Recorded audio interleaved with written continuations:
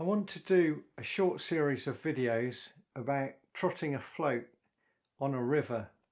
This is going to be pretty basic stuff, certainly for the first part of the series, and it's something I've covered on probably the more advanced side of this in my series on stick floats and on wagglers. And I've done quite a few videos about roach fishing, mainly on the Stour, a little bit on the Avon as well. And in every case I'm trotting a float pretty much. I think there's one or two with a bit of ledgering. Before I go any further, I'd just like to explain what trotting is. Trotting is basically using the flow of the river or stream, or even in some cases canals that have got some flow, to present the bait to the fish. And we do this by putting a float on the line at the depth that we need, so the distance from the hook to the float is the depth at which the bait will sit, and then allowing the current to carry the bait along with the flow until it gets to the fish. And by feeding regularly, usually with particle baits, which is maggots, casters, hemp seed, or even pellets, we can attract the fish into the swim, we can trigger them into feeding properly, and we can also use ground bait to do the same thing. By putting in ground bait, that will attract the fish and stimulate them into feeding. So that's the basics of what trotting is. It's getting that float to go down with the current, and the skill in doing that is what this series is going to be about. Choosing the right tackle, understanding how to feed the swim and how to control the float, and choosing the right float. And to me, having done trotting since the late 60s, it's something that almost comes as naturally as breathing, really. It's not a difficult thing to achieve, certainly the most basic type of trotting. And yet lots of people are either have never tried it, have almost scared of having a go at trotting. And there's no need for that.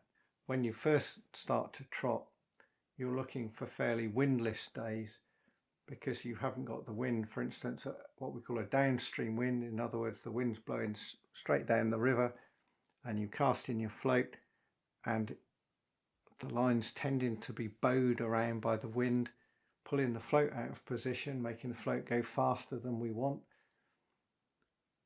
and making it difficult to control. It's not impossible to control it in these conditions, but it takes a lot of experience, practice and skill, and learning how to beat the wind.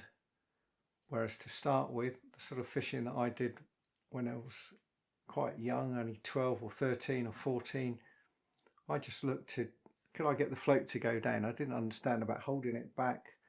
That was something that I learned more when I was 16 or 17, and some older, more experienced anglers said, if you hold it back, this is what you do. A good friend of mine, he'd learnt it at the same time, and between us we started to learn these more advanced techniques about fishing over depth. But this first little video is all about just getting a float to go down fairly steadily, with it just the bait just tripping the bottom. We're not trying to fish over depth, not trying to fish at half depth, not casting out very far. It can be just past the rod tip, really, and that makes it a lot easier to start with.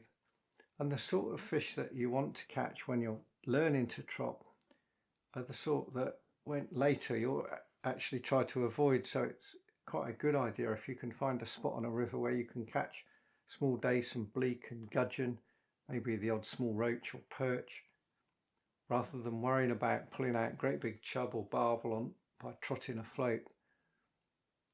It's so much easier to just get to the point where you're getting bites, hitting the bites, catching the fish, and gaining the experience through fairly easy fishing, rather than something that's much trickier, because catching big fish on what is fairly light tackle does take skill and experience.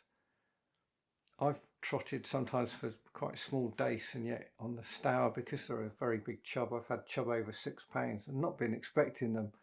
I'm expecting dace and roach, and I've hooked a fish and thought, hang on, this is no dace or roach.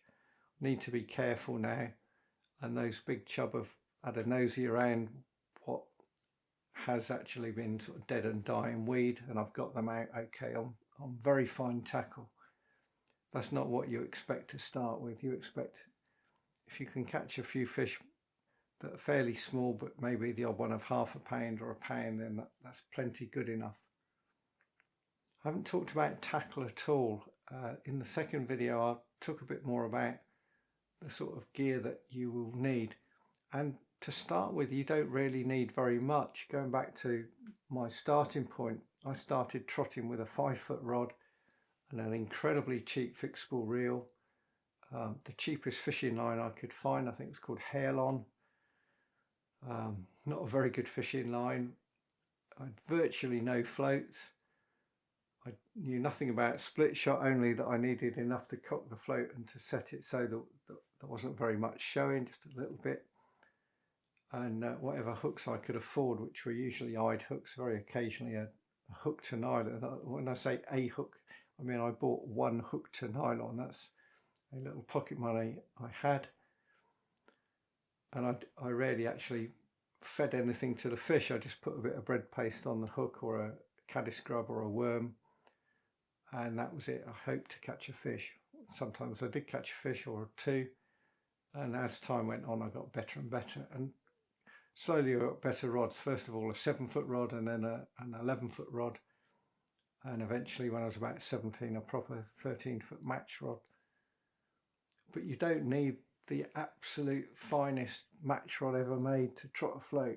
You can take pretty much any light, what we call float rods or match rods, between 11 and 14 foot.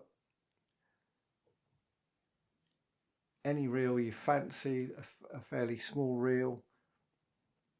My preference is for small fixed spool reels, or in my case Mitchell matches, but the modern equivalents. Some people like close face reels. Some people tell you can only trot with a centre pin. Well, fine, if that's what you want.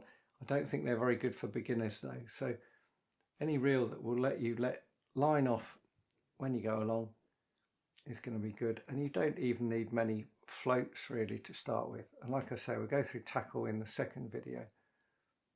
And as we've gone along here, I've just shown you a little bit of action.